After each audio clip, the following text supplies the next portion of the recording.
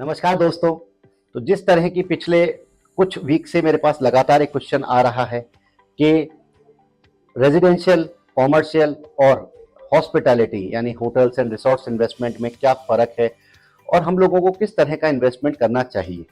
तो that's why I am making a detailed video today on this channel कि आपको पता लगे कि which one is better for you. तो आज अपन डिटेल में बात करेंगे। मैं 5 पॉइंट्स में ये पूरी चीज़ को सम अप करूंगा that you need to invest in residential, commercial or hospitality real estate, means hotels and resorts. So my name is Ronak Jain and let's go. So the first point is management. Management is the thing that drives hospitality real estate, whether it is hotels or resorts, जहां पर कि management plays a very important role. अगर आप hospitality real estate में चाहे आप अपना farm house run करना चाहते हैं, कोई रिसोर्ट रन करना चाहते हैं, you need to have an very experience management team. पर अगर आप रेजिडेंशियल या कॉमर्शियल में इन्वेस्ट करते हैं तो you just need an tenant, you don't need a management team to run it. तो this is the basic difference that you need to take care of.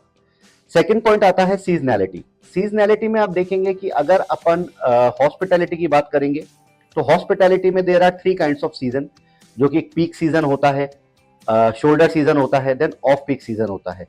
And उनके जो रिटर्न्स है वो वेरी करते हैं तीनों रीजन्स में। तो it is a roller coaster ride. कभी आपको बहुत अच्छे रिटर्न्स मिलेंगे, कई बार आपकी प्रॉपर्टी एवरेज परफॉर्म करेगी और कई बार it could not even meet the expenses. तो अगर if you are able to take that risk और आप उसको केटर कर सकते हैं, then definitely you should opt for hospitality investment.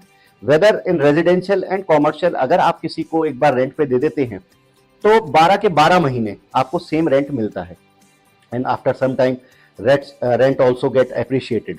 तो this is the basic difference in seasonality. 12 महीने अगर आपको सेम रेंट चाहिए तो you should go for residential और commercial real estate. And if you want higher returns and you can even bear you can say a flat trajectory or even you can bear some losses as well, then you should definitely go for hospitality real estate, whether to invest in a hotel or in a resort. Third point आता है location.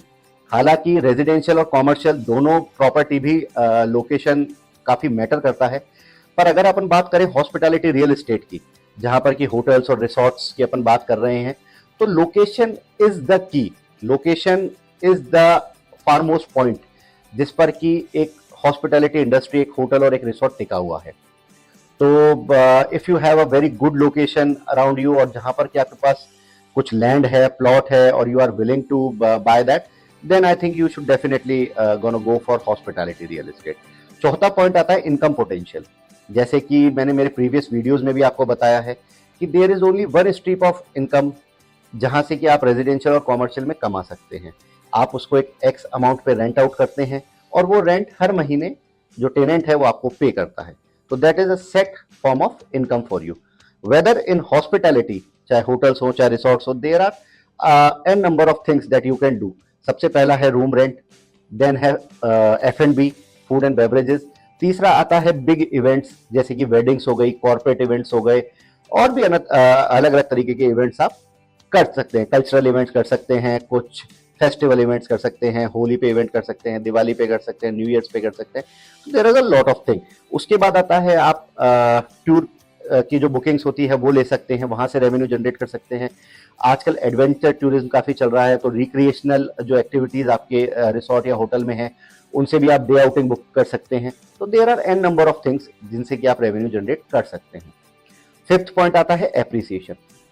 Appreciation में जैसे कि I have told earlier also कि residential एक slow and steady growth से बढ़ता है। फिर अपन बात करें कि अगर कॉमर्शियल की, तो कॉमर्शियल रेजिडेंशियल के मुकाबले थोड़ा सा ज्यादा परसेंटेज में अप्रिशिएट करता है। वेदर अगर आपकी प्रॉपर्टी एक अच्छी टूरिस्ट डेस्टिनेशन पे है तो जो हॉस्पिटैलिटी है, चाहे आपका होटल हो चाहे आपका रिसोर्ट हो, वो सिग्निफिकेंटली ओवर टाइम काफी अच्छी आपको ग्रोथ दे सकता है।